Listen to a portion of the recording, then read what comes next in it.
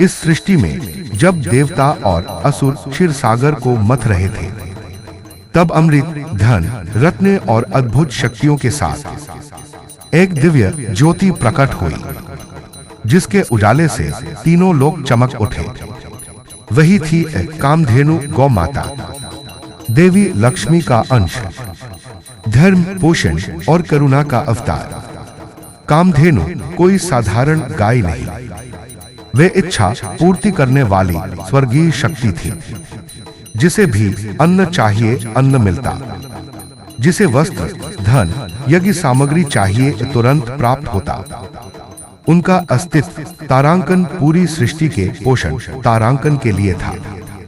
देवताओं ने उन्हें सम्मानपूर्वक ऋषियों को सौंपा, ताकि यज्ञ, धर्म और भूखे अतिथियों की सेवा कभी रुके नहीं। काल बीता और कामधेनु पहुंची तपस्वी ऋषि जमदग्नि के आश्रम में, जहां साधना थी, सरलता थी और ईश्वर का नाम था। कामधेनु के कारण आश्रम में कभी कमी नहीं होती थी। भूखा कोई नहीं लौटता था, दुखी कोई नहीं सोता था।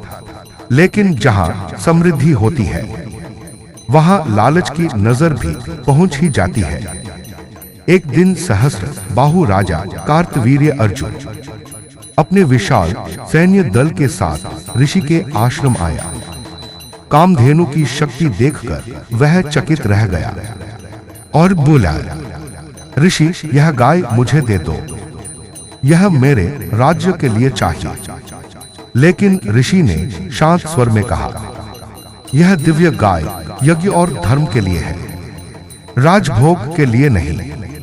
राजा का अहंकार जाग उठा और उसने बलपूर्वक कामधेनु को छीन लिया। जब भगवान परशुराम घर लौटे और घटना सुनी, तो उनका क्रोध अग्नि बन गया। अकेले ही वे महल पहुंचे और भीषण युद्ध में कार्तवीर्य अर्जुन का अंत किया और कामधेनु गौ माता को वापस ले आए। कामधेनु केवल धन और समृद्धि का स्वरूप नहीं थी, वे धर्म की रक्षा, दया, सेवा और मातृत्व की प्रतीक थी।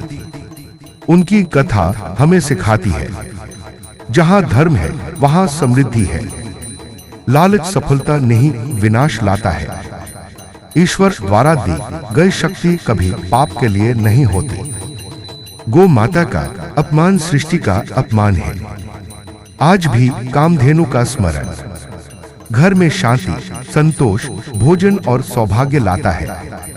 हम सभी कहें, गोमाते नमः। सभी प्राणियों को सुख और समृद्धि दो। कामधेनु केवल गाय नहीं, मातृशक्ति का स्वरूप है।